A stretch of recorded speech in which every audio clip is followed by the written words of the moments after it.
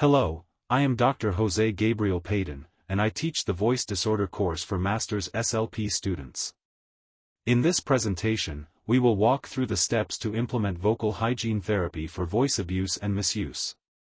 This approach applies to pediatrics and adults. What changes are the activities that need to be age and development appropriate.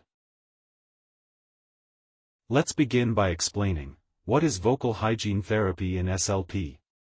It is a preventive and therapeutic approach used to teach clients how to care for their voices.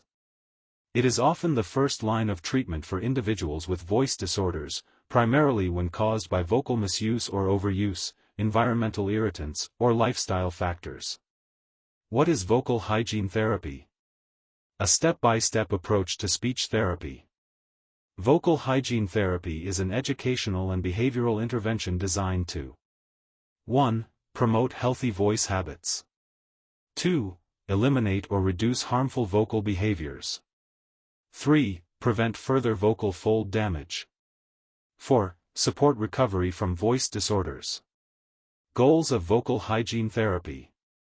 1. Prevent voice injury or further damage. 2. Improve overall vocal quality, stamina, and function.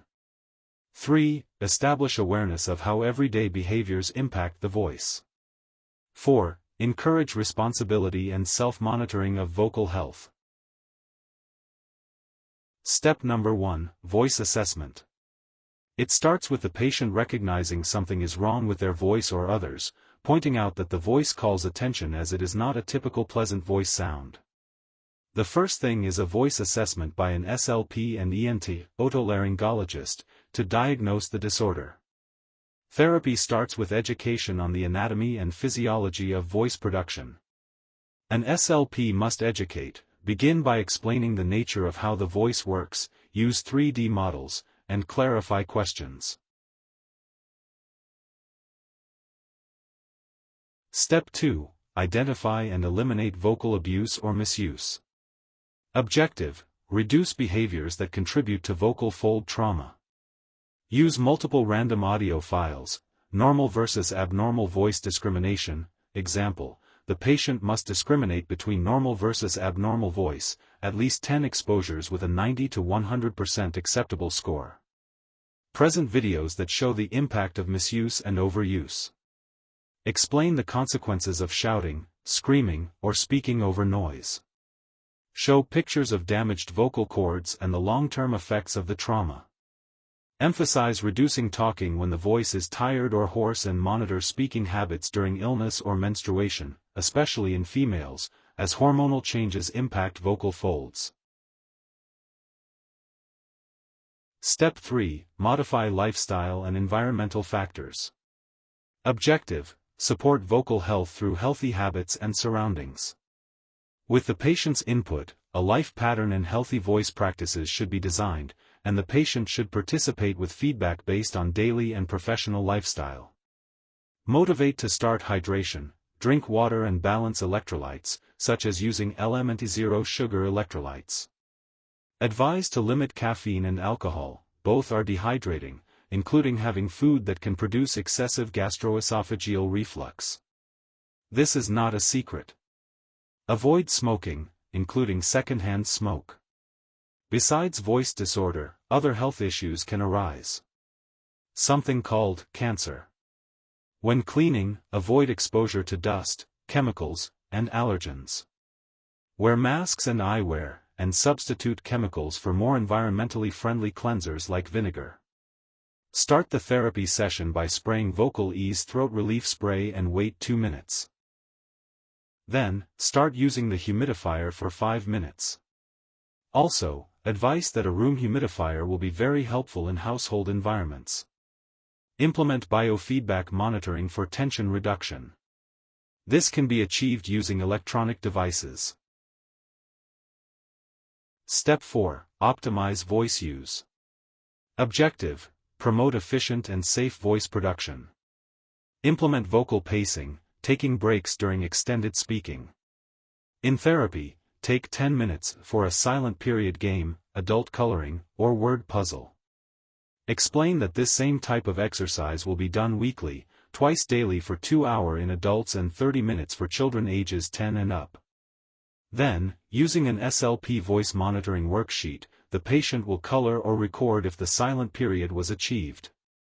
If not, it is okay, try again. Teach how to apply vocal warm-ups and cool-downs, and practice good posture and breath support during speech. Step 5. Voice Therapy Techniques, Behavioral. Objective: retrain healthy vocal habits with an SLP. Use coughing. You heard it. Coughing, limit throat clearing and coughing, and replace them with a hard swallow or sip of water. In therapy, teach how to use a breathing device with an electric manometer and observe the breathing patterns in front of a mirror. Teach confidential voice technique, vocal function exercises, and semi-occluded vocal exercises, e.g., straw phonation. In some instances, circumlaryngeal massage, a hands-on method for treating muscle tension dysphonia, will be necessary. Step 6. Monitor and maintain progress. Objective: ensure long-term adherence and progress tracking. Implement voice logs or diaries, tracking symptoms, triggers, and hydration. At each therapy session, record periodic reassessments and perceptual/auditory evaluations using the spectrogram and MPT measurements. Have small talk conversations regarding how patient self-reflection on changes in voice and behavior are helping. Also, consider, if necessary, as a last option to recommend using amplification or AACSD as a temporary option. Finally, family or caregiver involvement is necessary. Their contribution is crucial to the healing process. Remember that the therapy is based on scientific evidence, even so the SLP has to be flexible and modify according to the needs of the patient and accommodated to their lifestyle and daily activities. If you have a question, contact padin@gmail.com. Dr. J.G. Padin CCC/SLPMPH. Dear participants, this concludes the presentation. Remember that this is the gold standard of voice therapy, but according to different voice pathologies, there are other evidence-based treatments, for example, such as, for patients with laryngectomies by cancer the approach is different. Thank you.